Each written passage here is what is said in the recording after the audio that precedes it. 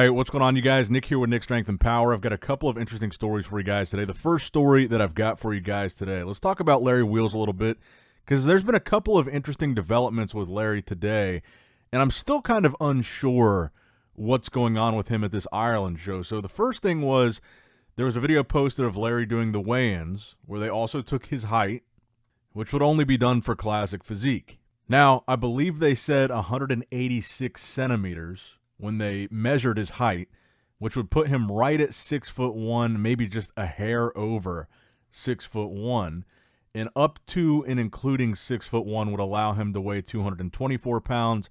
But if he made it over 6'1", up to and including 6'2", it would be a whole almost 10 pounds heavier. He could weigh up to and including 232 pounds. Now, the reason why I bring this up is because there's been conflicting reports. I've gotten two different messages from people saying that Larry missed weight for classic physique.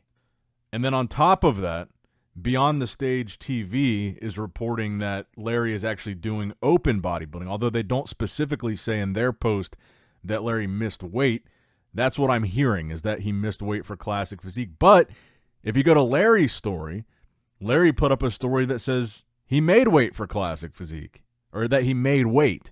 So there seems to be a little bit of a discrepancy as to whether Larry is doing open bodybuilding or classic physique. Now, in the video with Jay Cutler, Larry said he's doing classic, and they ran through classic poses, him and Jay.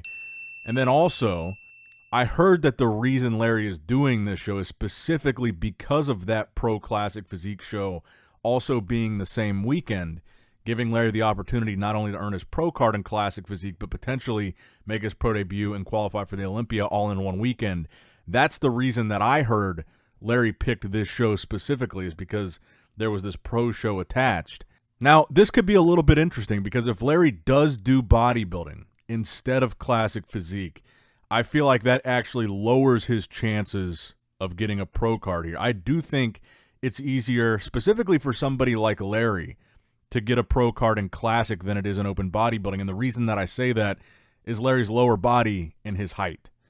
I feel like guys as tall as Larry, well over 6 foot, do better in classic physique, especially guys that have legs that might be on the smaller side compared to their upper body. That imbalance, you might be able to get away with that more in classic physique than you would in bodybuilding. And bodybuilding is kind of a shorter guy's sport in general. Short guys do better because it's easier to fill out their frames more proportionally because their muscle bellies are shorter. And even though classic physique, obviously, they still judge the legs, it's not as critical that you have big legs in classic physique as it is in men's open bodybuilding, obviously. Now, the interesting thing about pro status is when you earn a pro card, the prerequisite or the precedent has already been set that you are not expected to earn another pro card if you want to compete in a different pro division. So, for example, if Larry were to earn his pro card in men's open bodybuilding, which I do think will be a lot harder than classic physique if that's what he's doing, he would be able to compete in the classic physique pro show. And I know that's a little bit weird, but the precedent has already been set. Like, for example, a guy, if they want to go from men's physique, if they're a men's physique pro and they want to go to classic physique, that precedent has already been set. They let guys do that. Logan Franklin is a good example of that. If you want to go from 212 to open bodybuilding and you're a pro, you're allowed to do that. You're not expected to get a new pro card. Derek Lunsford is an example. Hadi Chupin is an example. Nathan Epler is a recent example of that. So pro status is kind of interesting in that way, because it almost kind of doesn't matter which division you get your pro card in, which is a little bit weird, but again, that precedent has been set. So it is kind of interesting in the sense that if Larry still wants to compete as a classic physique pro, even if he gets the pro card in bodybuilding, it kind of doesn't matter. He could still do the classic physique show. So I guess it really doesn't matter a whole lot which division Larry competes in as an amateur as far as it relates to the pro show, but I do think it'll be harder for him in bodybuilding than it would be in classic physique. And again, I don't know for sure that he did miss weight or that he is for sure doing open bodybuilding. And then the other thing, too, is if he does classic, so this would be the logic here, right, is if he missed weight in classic physique, the reason that he could still do the pro classic physique and just compete in amateur bodybuilding is because the pro weight cap is heavier than the amateur. So if he missed weight slightly in amateur classic physique, it's like 10 more pounds for pro classic physique that he could weigh. Actually, I think it's exactly 10 pounds. So he could be 232 as an amateur, and it looks like 242 as a pro. Now, next up in the news. The bodybuilding world has been reacting over the past 24 hours to the news about the Arnold Classic raising their prize money to $750 in men's open bodybuilding. It's $250 at the UK for men's open, $100,000 for classic physique in Ohio.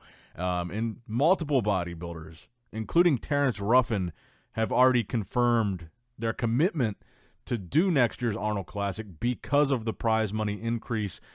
Terrence put up this post on his story where he said, "I will always support shows that support classic physique. If guys like myself, Wesley Vissers, etc. don't show up when they increase the money like this, then what's their incentive to do it again?" And he tags the Arnold. And Terrence is just one of several guys I've seen put up posts like this. I saw Martin Fitzwater put up a post like this. I saw Nathan Diasha put up a post where he said he wants to do both shows. Hopefully, we could see Nathan in the States to do the Ohio show. I saw Wesley Vissers put up a post like this. And I think this is the right mentality to have, especially in classic physique, because it's a much bigger jump for classic than it is for open, in the sense that they're essentially doubling the classic physique Olympia prize money here. It's $60,000 to win the classic physique Olympia. It was $50,000 most of the time, and the Arnold is basically doubling that here. So these guys, I hope that a lot of people have the same mentality that Terrence has towards this. If you are a classic physique competitor, or an open competitor for that matter, and you want to see your division get the prize money that you feel like you deserve, when a show makes that move, I hope the top guys commit to doing that show. And the Arnold is a little bit different.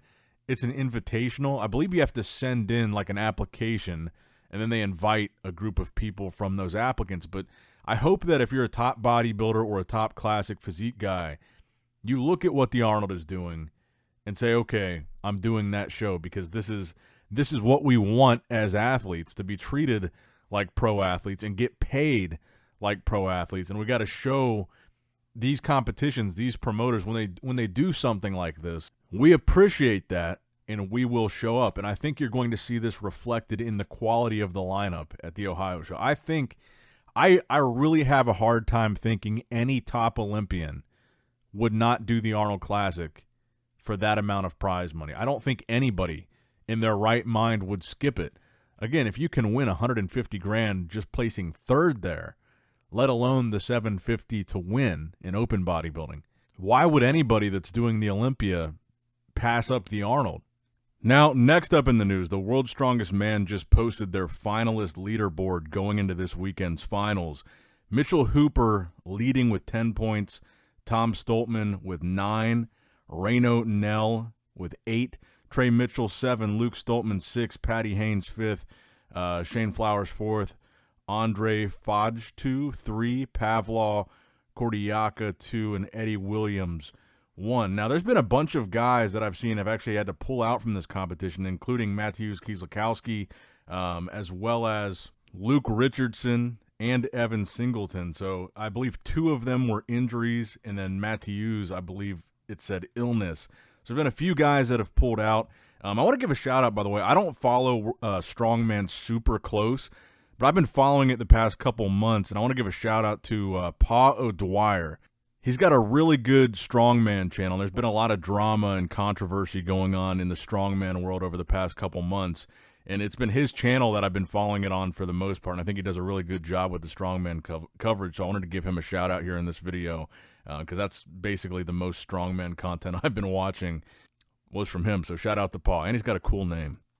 But anyway, and the final story that I've got for you guys today, I'm just going to make this a shorter video today, the latest physique update from Angel Calderone Frias, who's competing in this weekend's New York Pro back in the 212 division. We didn't talk much about 212, so I want to show the competitor list here in a minute, but Angel Calderone is my pick for the favorite to win the show. I think Nick is the favorite to win Open. Terrence is the favorite to win Classic. But I wanted to include Angel here because I think he looks really impressive.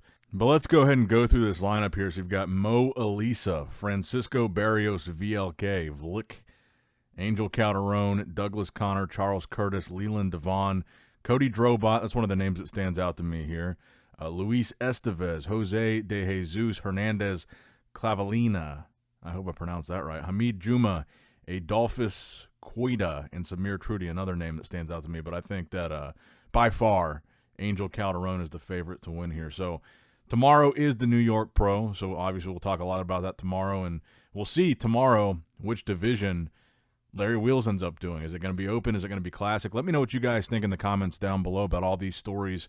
And as always, make sure you like the video, subscribe to the channel, click that bell notification icon if you have not already. And as always, I love you guys. Appreciate you guys. Nick Strength and Power signing out. All right, guys, don't forget to click that like button and subscribe to this channel if you enjoy the content. Also, check out my Instagram at Nick Strength Power, my Facebook page, which is simply Nick Strength and Power, my secondary YouTube channel, Nick Strength and Vlogs, for vlogs and bonus content that you will not see on this channel. And consider subscribing to my third YouTube channel, Nick Strength and Pokemon, which is all things Pokemon and trading card games, completely unrelated to this channel. So if you're into that, give that one a look. And all links to merchandise and social media will be in the description box below. If you guys want a Nick Strength and Power t-shirt, that will be in the Shopify link below. Have a great day.